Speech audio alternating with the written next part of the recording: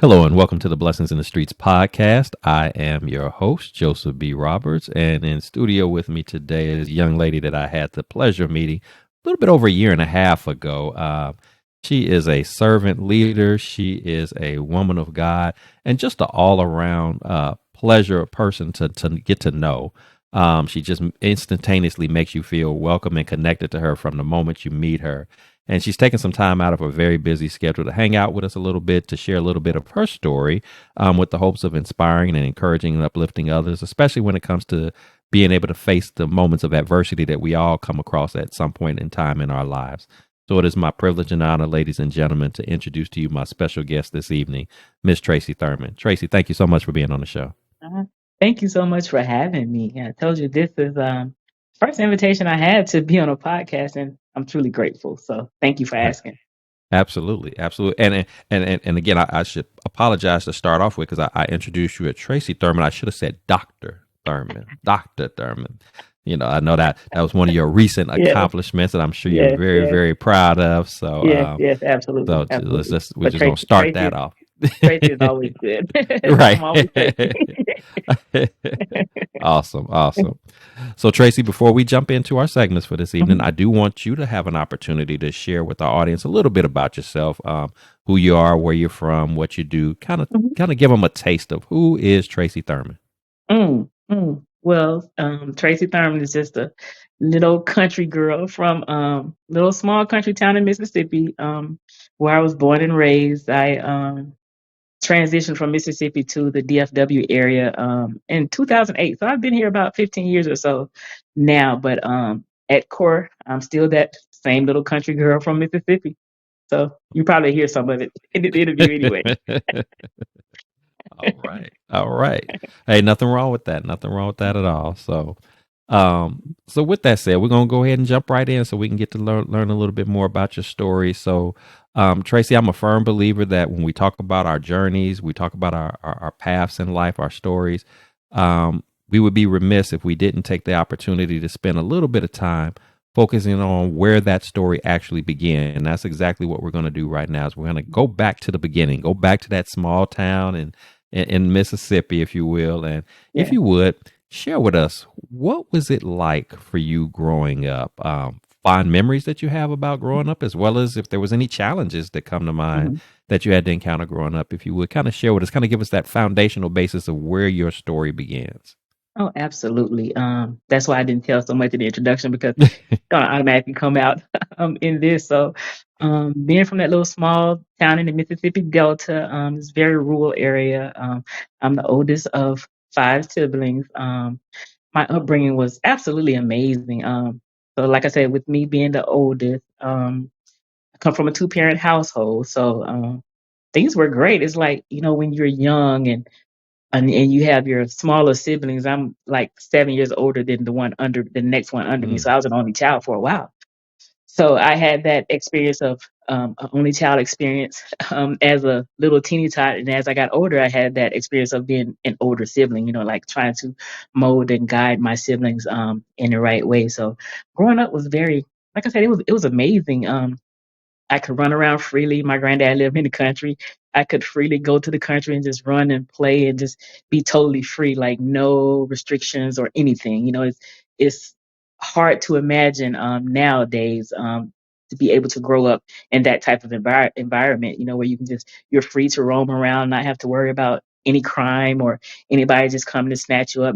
No gun violence or anything. So I had that luxury of growing up in that free environment of in the country at my grandparents' house, because that's where I spent most of my weekends at my grandparents. Because my parents and we lived in the suburbs of this small country town, but having the ability to go out to that country and just roam free was absolutely amazing. I think that was the best part of growing up because it helped shape me to be the person that I am because I was allowed to be free. And as I said, many youngsters today are not allowed that freedom, that freedom to just be and explore that I had. But also coming from a two-parent household, one of the things that wasn't so fun, once I got a little older and was a teenager in high school, as a senior in high school, my parents do what a lot of parents do. They separated and divorced. So Mm. that was one of the most challenging things that I went through as a youngster, because I was always that one, that oldest one that tries to be the protector of my siblings. So I always wanted to try to make sure that they were okay. You know what I mean? That they did not miss out on those things that we were accustomed to when both parents were in the household. And then when parents split, it kind of cut down on things. You're not used to those same things that you normally would get. You know what I mean? Like, let's say, for instance, like, because you're going from a two-parent household to now you got two different households. So one parent got to manage one household, as opposed to two incomes in one house. You know what I mean? So Hmm. I was that person who no one told me to, but I just always felt that sense of protective sense of to protect my siblings, and to make sure that they came up with and had the opportunities of that upbringing that I had, with being youngster and being by myself and having to explore so much. Wow. Wow. And I definitely appreciate your transparency and sharing that. A lot of, unfortunately, a lot of kids, have had to go through that experience of seeing their parents split, and one can only Exactly. imagine how devastating that might be, especially when you Exactly. just been used to that nucleus, and you talked about just how wonderful it was and the freedom of growing up and just Yes. being a kid, and Yes. and then Yes. but then at the same time, and this is where I kind of take it into a different direction, when these things happen, as unfortunate as they are, Mhm. there's always a purpose in that. Absolutely. And at the Absolutely. top of the show, as I was introducing you, one of the Mhm. things that I made mention of was about your servant leadership. Mhm. And then just hear you speak about how you felt, Mhm. you were encouraged, if you will, to sort of fill in that gap because you wanted to Yes. make sure that Yes. everybody was taken care of, everybody was going to Yes. be all right. Yes. You could have very well taken, what was going on, and just made it about, how you were feeling about it, Mhm. and dwelled in your own hurt or Mhm. emotions that you were experiencing with that, and not be concerned about how everybody else felt. But it was already in you. It was starting to build Yes. in you at that early Absolutely. age to look out Absolutely. for other people, to take on that Exactly. role as the oldest child, to kind of assume Exactly. that role, to fill in that gap, if you will. So Exactly.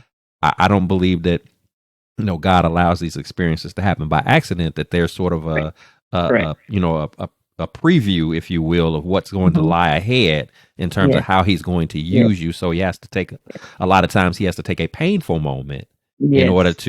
Yes. to develop, Yes. to grow you, to elevate Absolutely. you, to stretch you in ways Absolutely. that you might have not otherwise done on your own if you had not had to go Absolutely. through that part of it. And so, Absolutely.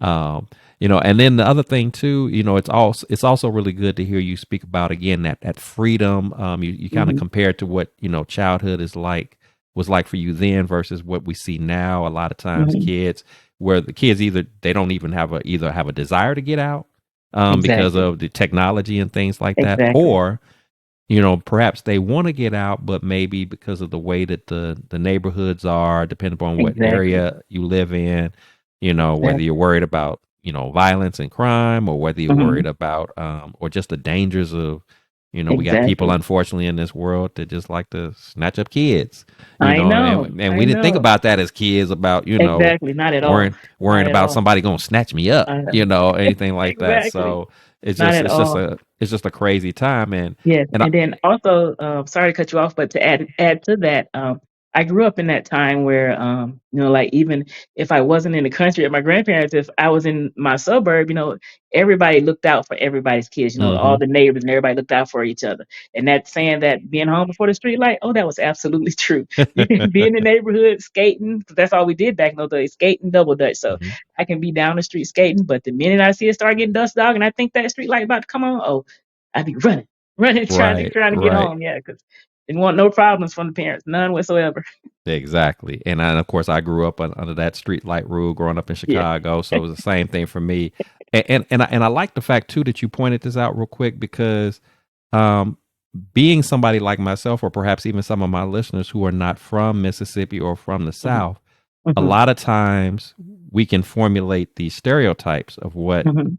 a place like Mississippi is like based upon, of Correct. course, Mhm. prior history of, Mhm. what it meant to be black in Mississippi, and Mhm. and Mhm. racism and things like that. So to hear Mhm. you speak of Mississippi in a positive light, I Oh yeah, think is important to not absolutely. get people to think that all of Mississippi is still stuck in the Correct. 50s and Correct. 60s, where Correct. you couldn't be a Correct. black, you can be black and a black Yeah. child roaming free without Yes. worrying about Yes. something, of a racial nature Yes. Yes. happening to you. I mean, of course, racism exists all across the world, Absolutely. country, Absolutely. but Absolutely. we know that the history of the South. So Yes. it's refreshing to hear you speak of it in that light, Mhm. and I'm sure if Yes. any listeners are from the South, Yes. check that out. I'm sure they would appreciate that as well. So it's just like even being from Chicago. It's like, Uh-huh. yeah, has Chicago changed significantly in terms of Uh-huh. the crime and the violence and things like that? Yes, Mhm. it has. Mhm. But that's not all Chicago is either. Correct. There are Correct. people who are Correct. prospering, people who look Exactly. like you and me that do very Exactly. well and live good lives, and Exactly. they're not caught up Exactly. in, everybody's not a gangbanger, everybody's not, Exactly. doing some crazy Exactly. stuff. It's just a select few, Exactly. unfortunately, that, Yes. as Yes. they say, Yes. just a, few rotten apples, if you will, spoil the Yes, bunch, so to and that's speak. and But, yes, you and know, that's what gets the attention. Sad to say is that what gets the attention because you are absolutely correct about Mississippi being that limelight. Like I honestly, I don't know any other way, but I don't think I would have it any other way because it really shaped me to be the mhm, person that I am. And even growing up in Mississippi, like I said, I was kind of in a bubble. I didn't experience any of that racism because um, I went to school with predominantly black. I went to a public high school, public elementary, all that, and it was predominantly black. So I kind of grew up in a bubble, if I say there in mhm. my little town in Mississippi. But like I said, I wouldn't have it any other way. Yeah, yeah, and also, and one last thing too is, of course, I made the mention about referring to you as doctor Yeah, again. Stereotype again. Well, there's a yeah, stereotype in general, hmm unfortunately, about amongst when it comes to blacks, in hmm terms of our ability to excel yeah, academically, and yeah, then so yeah, if you tag that on, how's yeah, this black girl from Mississippi? She a doctor. yeah, How does that happen? Well, it does happen. yeah. That just Exactly, because you're a small absolutely, girl, a black absolutely, girl from small town in Mississippi, doesn't mean that you're absolutely, not intelligent, that you're not absolutely. capable of achieving academic excellence. Yeah, Yeah, it can happen there yeah, too. So, yes, again, absolutely. this is, and just even in the intro of your story, we're kind of knocking down, by default, we're knocking down some stereotypes right out the gate. Don't automatically make these Yes, assumptions yes, that there aren't intelligent, yes, bright minds that come out the South, yes, that just happen to be of of a dark skin, if you will, absolutely, a absolutely. beautiful dark skin, if we should say that. Yeah. So don't sleep on Yeah, us, you know, don't, not at all. in that Never, regard. So, so yeah, never, yeah, good stuff, good stuff. never. Yes, yes. So, Tracy, you survived. Obviously, you came up, like I said, with a very overall a very good childhood. You hmm made it through the challenge hmm that came with your parents splitting by way of divorce, and so obviously you're now entering into adulthood. And as with anybody entering in adulthood, not only do we encounter a series of new experiences hmm in life, but come along with those experiences comes a new series of storms that we might go hmm through. hmm And every now and then, I think you live long enough. Every now and then, hmm you're going to get hit with some storms that Yes, they're a absolutely. little bit heavier than the normal. There's that storm, there's that life storm that might feel like a hmm drizzle, and then there's that life storm that feels like a torrential Yes, yes. downpour. And so to the point to where when we're going through those moments, we might feel like, this is a bit much. This is a bit more than what I'm accustomed to being able to hmm navigate, to handle. I'm not sure. I have doubts. Even Yes, being a woman of faith, you might even yes. still have doubts Mm. as to how am I Mhm. going to get out of this situation. So, Right, right. with that said, tell us about a time when you found yourself kind of in that type of moment where you were going through something Mhm, in life that was a little bit heavy, a little bit burdensome, more than what you were mhm, accustomed to. You had doubts, you had fears, you had worries, stresses. mhm. How am I going to get out of this? Obviously, Absolutely. you're here today, so we're going to trust that God delivered you accordingly. But maybe at that time you weren't seeing it quite that way. So if you would Right. walk us through whatever the story is that you've chosen to share with us this evening. Kind of walk us through what that experience was like for you, and what was ultimately the turning point where you saw yourself kind of coming up out of that, where that light Yes, at the end of the tunnel was yes, before you. yes. that experience, it was like you said, you have those little trinklets of experiences, and but this one was a rainfall, like just a whole tornado and hurricane, all that into one. I am such a daddy's girl. Always Mm, have been all my life. It's just been such a daddy's girl. And in 2016, my dad was diagnosed with lung cancer. mm, And that in itself, with me being in the medical profession, I was a physical therapist assistant. I've been a physical therapist assistant before the doctorate since 2006. So with me being in the medical profession for 10 years at that time, I knew a little bit of knowledge because I worked a lot in hospitals, you know what I mean? And then for my dad to get this diagnosis of lung cancer, and then to be told that it was stage 4. So they basically, from initially, once he found out, it was just it was terminal from that point. So it's just like a maintenance type thing. You know what I mean? So it's like you're mm. constantly preparing, so to say. You know what I mean? Yes. Which is not good. And so during that process, thank God, my dad lived another 2.5 years with this cancer and with treatment. He was absolutely amazing. That was my God living Superman. That was my Superman on earth. Is my dad. My dad was a Vietnam veteran. He was a over 30-year retired police officer, and like I said, he's just really like the man of steel to me. And like I said, when he got this diagnosis in 2016, that thing, like I said, is still being the protector that I am. My siblings, they still to this day, they look to me for answers. You know what I mean? And even my dad himself, because the doctors would tell him things medically that he didn't understand. So it's that it got to the point where the doctors would just tell me, and I had to break it down to him in layman's terms, just so he could understand certain things. And like I said, he lived with this for 2.5 years, and right toward the end, I kind of stopped working. The Lord made it so that I could stop. I was able to stop working and just stay home and take care of my dad, take him to appointments or whatever needed to be done. You know what I mean? And then, like I said, he passed away. He lost his battle to cancer in January of 2019, exactly a month before his 71st birthday. Mm, And that time was, like I said, just so devastating as you can only imagine. And so devastating, so that I honestly thought that I was going to leave the profession of being a physical therapist assistant. I thought I was going to leave the profession altogether, because going through that and going through all those different doctor's appointments and seeing my dad going through these things and being in palliative care at the end and in the hospital, I just didn't want anything else to do with the hospital. I didn't want to see another patient, because as I said, I worked in hospitals. You know what I mean? And seeing a patient in ICU, I just honestly didn't think I could handle any of it, any again. So I left the profession for a while, for several months. I left the profession and I started doing like event planning and that type of thing, because I didn't want anything else to do with I didn't want anything to do with medicine at the time. mhm. But Wow. like you said, but God, you know what I mean? So Hmm. Well, again, thank you for sharing that. I know that even with all the years that has gone by since this has taken place, it can never be easy to discuss that again. yeah. And I also understand, how it might have, impacted your passion to stay in the medical field, Hmm. after seeing that, because as you stated, and again, I have to go back to, where started off in your story about being that protector, Hmm. wanting to, and I can visually, and you can correct me if I'm wrong. It's like you and I are similar in the sense that, when you see people who are hurting, Hmm. wherever that hurt may be, when it plucks at your heartstrings, if Yeah. so to speak, you want to Yeah. fix it.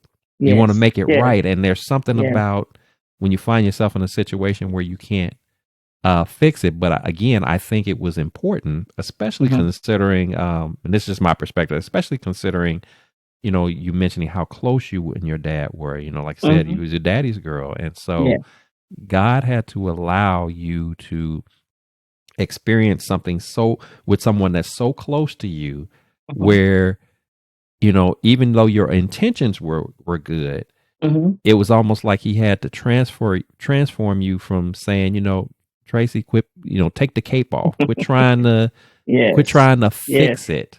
Yes. Instead let me. I want you to Yes. depend upon me more Yes. instead of depending upon you so much. Yes. Instead of you trying to carry that weight, Yes. you trying to be the fixer of everything and everybody all the Absolutely. time. Absolutely. You need to learn how to turn that thing over to me, Yes. whatever that is, Mhm. and trust me to do what's best. Mhm. Um, to fix that. So, Absolutely. and again, I don't know. That may not have been what was on your mind at that time, because again, that's my dad. I want to make it right. He's my Right. hero. He's all no. Absolutely. We gonna fix Absolutely. this. You Mhm. know. Mhm. And that's incredible. Just the fact that he was able to hang in there another 2.5 years after being diagnosed Exactly. with that. I Exactly. mean, I know I Exactly. personally experienced that with my stepdad. Mhm. My stepdad was diagnosed with stage 4 lung cancer, and Mhm. and by the time he was diagnosed, he only lasted another 4 months. Wow. And so I know, I understand when you Wow. talk about what that looks like. Wow. That the Mhm. watching it's something about watching someone. Yes. I guess Yes. the best way you say, to watch someone die. Exactly. To Exactly. see, and it's almost like a slow drip, like the slow Yes. process of Yes. the deterioration, whether it's the hair loss, the weight Yes. loss, Right. the Right. things that you were used to seeing them do, Right. and Right. then you don't see Right. them do it anymore, and Yes. it just messes you Yes. up, because Exactly. you want it to be Exactly. right, you want it to be like it Exactly. was, Exactly. and you're trying to Exactly. fix it, and you're praying on it, Yes. Yes. but even in the prayers, a lot of times, because I oftentimes speak about this with my mom and her Mhm. passing, it's like, you pray on them to get better. Yeah. And then when that loved one passes away, sometimes you might, say to yourself, well, God, I prayed about this. Yes. I thought you said if I prayed about it, you'd make it all right. Yes. And a lot of times what we don't realize is that, That yeah, is we better. prayed, we prayed about it, and actually the prayer was answered. It just Yes. wasn't answered the Yes. way we Wait, wanted it to be answered. exactly. Because Exactly. see, when your dad went home to Exactly. be with the Lord, that meant Exactly. he was no longer suffering anymore. He was no Exactly. longer in pain Absolutely. anymore, that's Absolutely. what you wanted, Absolutely. right? You wanted him to no Absolutely. longer suffer anymore. You wanted him to Absolutely. feel better. Well, guess what? He Absolutely. feels better than we feel right now. Exactly. Absolutely. But in our minds, in our Absolutely. human condition, we can't Mhm. really, it's hard to process that, because Yes. we didn't Yes. mean it to be like that. Yes. But Yes. that's us stepping into the lane that we ain't Yes. supposed to be in. That's Right. God's lane. And that's why God Yeah. is saying, I lean know. on me, I trust know. me to do Mhm. what's best, Exactly. and be Exactly. okay with that. Yes. And also trust that even if you're hurt by, in this case, Yes. your father's passing, no longer Yes. him no longer being here to talk to laugh with, to seek advice Yes. from, or whatever. Yes. That's where God is saying, you can rest in me, and Mhm. I'll fill that gap. I'll be your Exactly. comforter. I'll get you Exactly. through this. Yes. And it's just And what so, that's just what he's done. Just hmm what he's done every step of the way. yes, yes. So Yeah. it's that process, and again, we don't understand it in the moment, Right. but Right. it's over time, as you walk with, you're walking in your faith walk, if you will, Right. and you're growing that relationship with Christ. It helps you to better understand and see things from a different perspective. So, Yes. one of the things I oftentimes say is, it's you start to transition to where, when storms, there was a point in time when storms all seem to be negative and bad events. Yes. Uh-huh. They Uh-huh. now, Uh-huh. the more you grow in your Yes. relationship with Christ, Right. you start to look at Right. storms as, again, as opportunities. Right. Right. They're growth moments. They're Yes. not meant to Yes. just Yes. be a negative event, something that I'm Right. supposed to be Right. moping, and and then down and out about. Right. No, you have a right to have that human emotion. You just don't Mhm. want to stay Right. stuck there. And You don't want to. exactly. That's the thing I That's was the just about key. to say, because when you're in those things, you tend to not be able to see anything else because you're just so deep in. If you can Hmm. just, like you said, hold on and lean unto the Lord, and soon you will be able to see Absolutely. clearer. Yes, Absolutely. absolutely. Absolutely. Absolutely. Wow.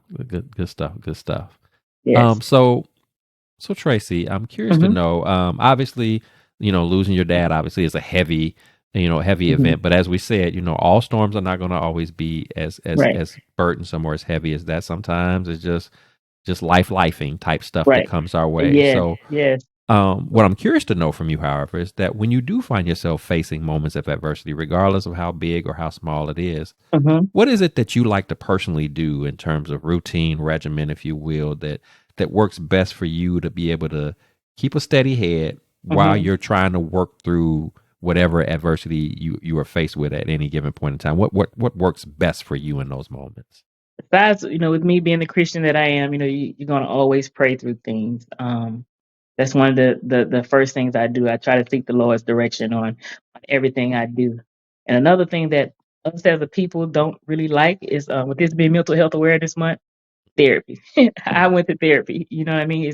It's it's a tool. Just like me being a physical therapist working on the physical body, the Lord placed people to go to therapy, to go to school to be psychiatry, psychology, or whatever type of counseling profession that they're in, to also to fix, not necessarily fix us, but teach us how to manage this thing called life through the mental health realm. You know what I mean? And mental health is so important because I, doing this process and another process on after that I talk about a little bit. I am one that battled depression. And so my therapist calls it high functioning depression. Depression is depression, but the high functioning aspect is that I'm still able to move on. It's just, you're still able to move on and, go about your day to day. It's just things are a little bit different. You know what I mean? So is maybe I was sleeping too much at one time, or not being able to eat, or at times I've had those moments where I was just eating too much, not necessarily hunger, but just eating just to be eating.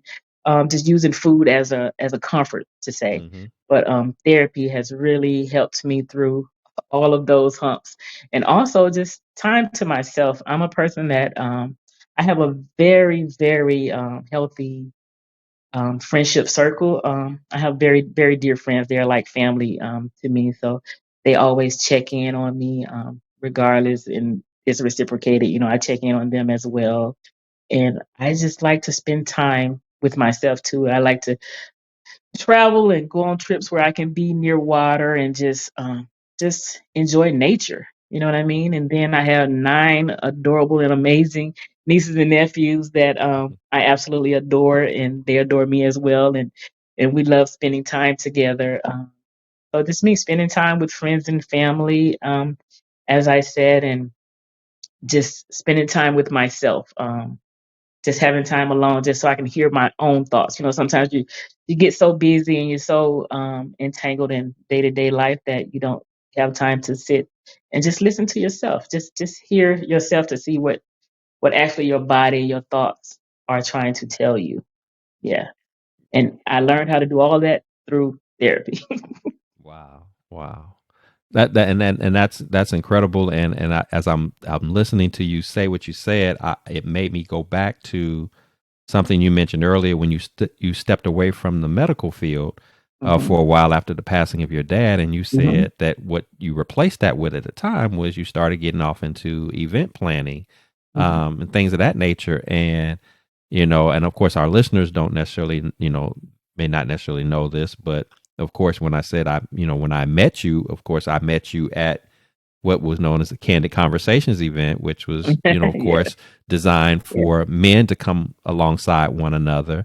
Hmm. Of course, hosted by our very own Dr. Guillory, Hmm. or we call Dr. G. She, had that purpose placed on her heart to Yeah. be able to pour into men and Yeah. create that safe space for men. And so here you were, and I'm gonna use the word. It may not necessarily be an accurate word, but you were trying to run away from your profession because of the pain that you were going through, and you decided to jump off into a totally unrelated field. But then that Hmm. unrelated field, in many ways, was still related because it Yeah. connected you in one sense. Yeah. You were actively involved in these activities like Candid Yeah. Conversations for Men Yeah. and being Yeah. around a space that was Yeah. encouraging community, which you talked about. I have a community of friends that I can Yeah. lean into. You were in a space where mental health and seeking Yeah. therapy was Yeah. not considered to be a shameful thing. Yes, Even for yes, myself to attend the Candid Conversations event for that very yes, first time, that gave me an opportunity to make a connection at that session, um, That's where I met who I know you know. Well, that's where I met Danny, at Mhm. that session, and Yeah. and it just so happens that he was a black male therapist, Mhm. and it was just so happened that I had been on the fence about there because prior to that Mhm. I had never done it before because I was Yeah. like a lot of people, Yeah. particularly Mhm. people in our community Mhm. who see therapy. That's for crazy people. That's Yeah. for people Yeah. who ain't, Just and pray I about it. had, Just yeah, pray about it. right. And I had that mindset, and Yeah. then but that Yeah. event allowed me to make Mhm. that connection and allowed me to partake in Mhm. something that I really needed. Mhm. Mhm. And it, and now I have a totally different perspective and appreciation for it. So, you just never know, Mhm. again, how God will position Yeah. certain things, even in the Absolutely. midst of your pain because I was going through my own personal pain at that time. Yes. And to Yes. get Yes. connected, I didn't even know I was going to even go to that event. I don't know if I Look at ever that. shared that story with you, but I kind of caught Dr. G by accident, Mhm. looking on LinkedIn, and I Uh-huh. watched the video that she was doing, interviewing people for the event. And He pulled because you I in, made didn't a comment, she happened to reach out to me and offered me a free ticket, he? Mhm. and she didn't even know me from a hole Mhm. in the wall, Yeah. and I was like, okay, well, maybe I Mhm. should go to see this. And again, it's just boom, boom, boom, Yeah. one behind the Yeah. other. Yeah. So again, in the world, we call these things coincidence and accidents, but Right. on the spiritual realm, we know that no, But this God. was a divine Mhm. intervention, but Absolutely. by God, to connect you with the appropriate people at the appropriate Mhm. situations at the appropriate Absolutely. time to get you to, Absolutely. again, to grow, to Absolutely. elevate, to expand yourself a little bit more than where you're at now, to show you a Absolutely. different way of seeing things. So, Yeah. And like you mentioned, Danny, he's another person from good old Mississippi. hmm But yeah, Danny is absolutely amazing. And then to piggyback on what you said about Dr. Guillory as well, just me working with her, she's just a phenomenal person anyway, and she has that um talent or that gift. It's not a talent, it's a gift to where she hmm pulls people in, and that's how I ended up working with her hmm as well. Pulled me in, and there I was, I just tagged along, working along with her, you know what I mean? Gladly, yeah. I'm so grateful for that opportunity. Absolutely, absolutely, and Yeah, like I said, it all makes sense because I knew yeah. obviously early on after meeting you that you were in physical therapy, Mhm. and I always wondered in the back of my mind until of course today, like how did she even get connected with doing this if she's in something that's totally unrelated? But now it all makes sense. The dots are all connecting here. So, but again, that's nothing but God though, And yeah, orchestrating that and and like you and said, giving. that full circle moment, and how I left the profession and about to come back after going through therapy and everything. I kept feeling the Lord just tug me, just tug on me, like telling me, okay, it's time. Mm-hmm. And I can be very stubborn at times. You might not know that part of me, but I can be very stubborn. I was like, I'm not ready for that yet. You know what I mean? hmm And he just kept tugging, kept tugging. So eventually I went back and contacted a friend of mine who was a rehab director at a hospital. And so I contacted him and he was like, Tracy, I need your help. So there I am going back to working in the hospital again, and I was very reluctant because I was so nervous, but the Lord kept telling me it's okay. It's okay. So I went and saw my first patient in ICU. And as the Lord said, it was okay. Everything was okay. And so I got my footing again. And then about a year later, I felt the Lord tugging me again, telling me to go back to school. Mm-mm. I want I have always been very good at school, but I think I was always so good because I didn't like school. So I did the best I could so I could hurry up and get done. So uh-huh. I didn't like school. Like I graduated with my bachelor's in '01, in 2001, and I graduated with physical therapist assistant in 2016. So at this point, I was working as a physical therapist assistant for like 15 years, and the Lord telling me to go back to school. After all this time. And I'm Right. 48 years, by this point, I'm 48 years old. So what I look like going back to school at 48 years old, all these cobwebs on the brain and, having um, been out of school for so long, but reluctantly, when you be disobedient, the Lord finds a way to get you to do what he wants you to do. Mhm. And that's what happened. He took all the opportunities away from me till I had no choice but to go back to school. And I was like, okay, Lord, I hear you. And that's when I honestly stopped fighting. I honestly stopped fighting the Lord and just try to be obedient and do as he led me to do. So then that's when I applied back to school. They had this bridge program where you can bridge from being a PTA to getting your doctorate in physical therapy. I applied for the program, got in, no hassles.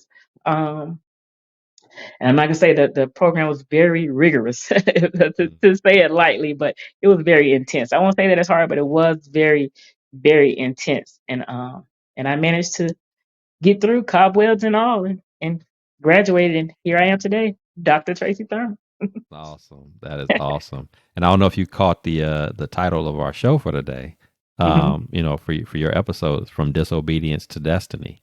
Hmm. This aligns with exactly with what you're talking Hmm. about how Hmm. we sometimes God will be calling for us to do a thing, Yeah. and we get to questioning it and coming up with Hmm. excuses as to why we Hmm. can and why this doesn't make sense and all of Yeah. that, and Yeah. he waits patiently while we Yeah. try Hmm. to sort all of this stuff out, Yeah. and and we'll try to find an out this way or out that Yeah. way. And he'll block that thing, not to be mean or anything, but he's saying, I don't want Yeah. you to settle.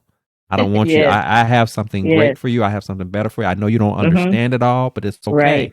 I just need Right. you to move forward and start Yeah. doing it. And don't worry Yeah. about all the particulars and the details. I already got that worked out. Yeah. You just Yeah. do what I asked you to do. Do it in Exactly. obedience, and let me lead you to Exactly. that victory, to Exactly. that destiny that I have in store for Exactly. you. So Exactly. Stop being yes. hard headed and just Stop being do what I hard head. say. Yeah, just do what I say. Yeah, that's Yeah. ultimately what it comes down to. Yeah. So Absolutely. Absolutely. awesome, Yeah. awesome. Living witness of that. Yeah.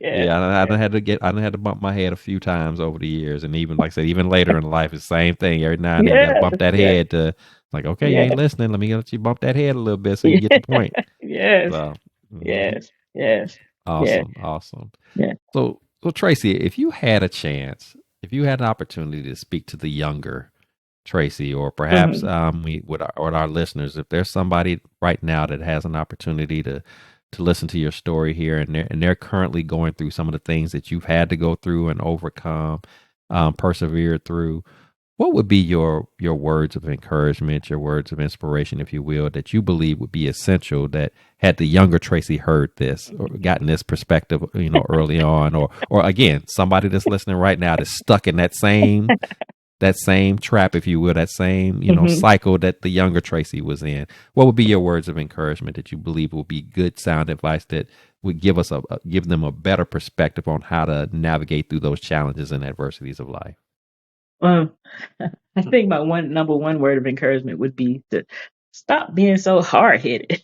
When you feel that deep down tugging, it's like in the pit of your stomach. You feel something nudging you to do something. Don't be afraid. Just do it. Because Hmm. 9 times out of 10, that nug is the Lord telling you to do something. Just go and just go where He is leading you. And I promise you will not be disappointed if you just lead where He takes you, and just go along for the ride. Like you said too, we don't know what the Lord has in store for us, but He knows the bigger picture, and all we have to do is just follow His lead and go.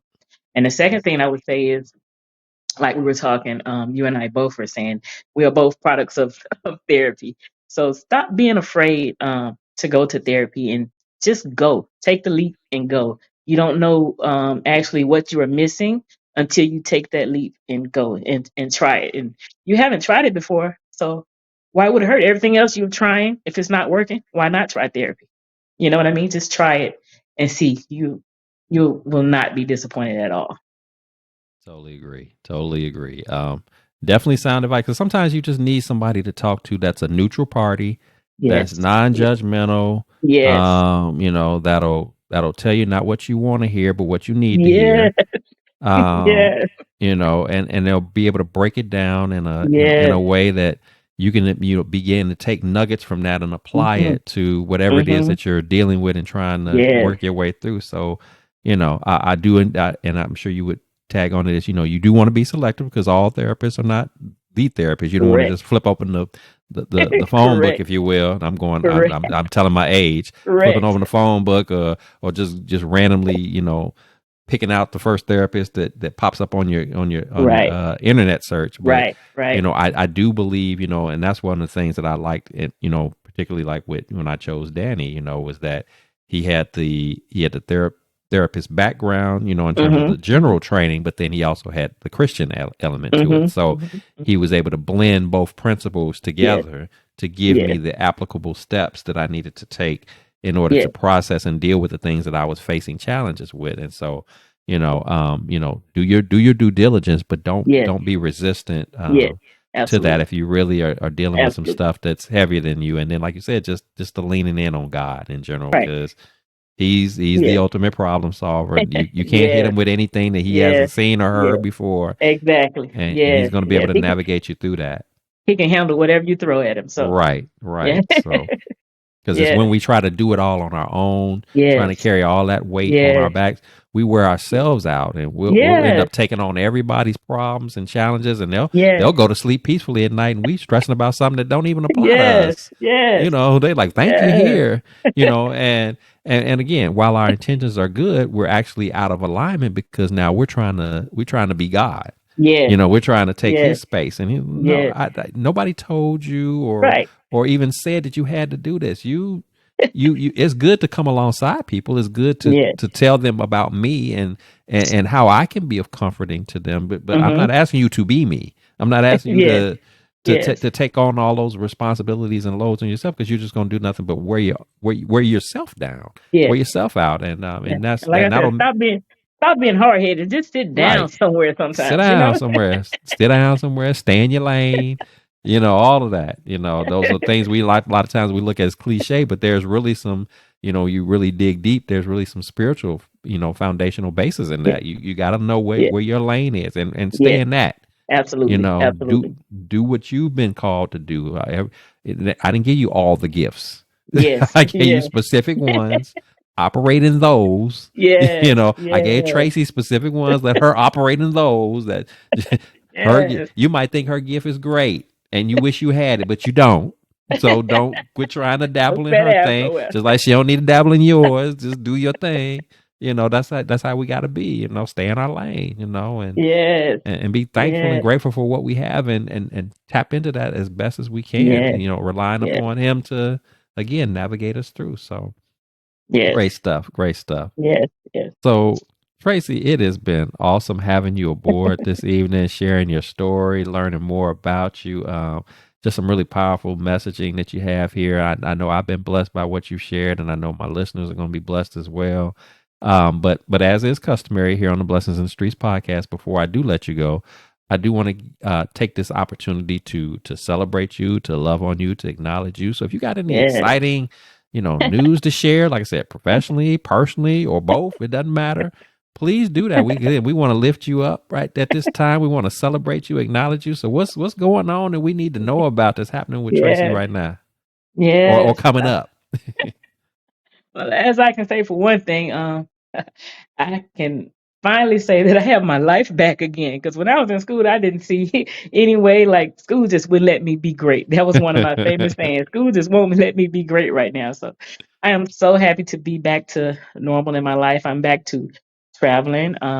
And one celebration that I would like to share that I've honestly been traveling once a month. This year for sure, but as I trace it back since September of last year, so I've traveled somewhere out of the DFW area once a month since last September, and I plan to continue it on throughout the rest of this year. That's That's awesome. one thing. And another celebration is the Lord blessed me to get this job that I have. I started working for this company the Monday after Thanksgiving, so that was in November. And since I've been with this company, I've been promoted twice. Haven't even been there 6 months yet, and now Wow. I'm in management. So I don't even wear scrubs anymore. I mean, I'm in management. I'm getting to travel with my job paying for it. You know what I mean? So I'm getting to do two Mm-hmm. things I love.